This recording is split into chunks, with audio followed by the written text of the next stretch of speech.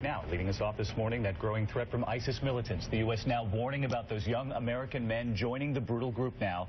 President Obama addressing the crisis in the last 24 hours, and ABC's Martha Raddatz is live in Washington this morning with the very latest for us. Martha, good morning.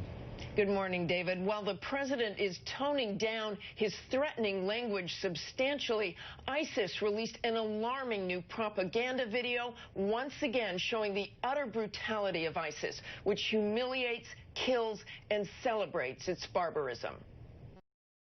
The captured Syrian soldiers, some 150, are stripped to their underwear, forced to march across the desert after ISIS fighters, their black flags flying, took control of a Syrian airbase.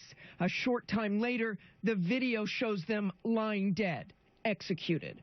But President Obama is clearly trying to tamp down the emotional response to scenes like this and the execution of James Foley.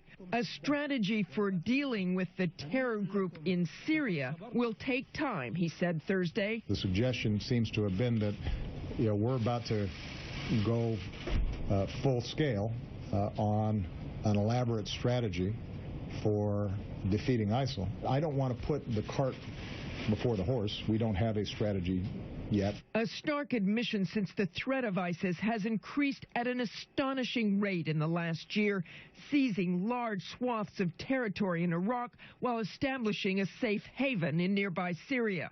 The Foley execution prompting the president to authorize spy planes over Syria just this week. But President Obama is now making clear that military action in Syria is not imminent. I want to make sure everybody's clear on what we're doing now, because it is limited.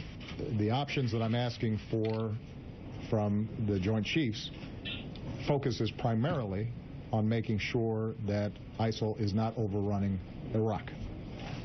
But the president's own Secretary of Defense says the threat from ISIS is imminent to every interest we have, and not just in Iraq.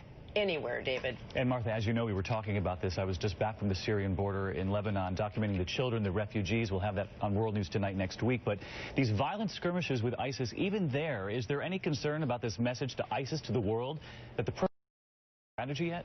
Well, there is indeed. The president did say he does not yet have a strategy for Syria, and that is creating a lot of concern given that ISIS has been gaining strength for years now, David. All right, Martha Raddatz with us this morning. Martha, thanks as always.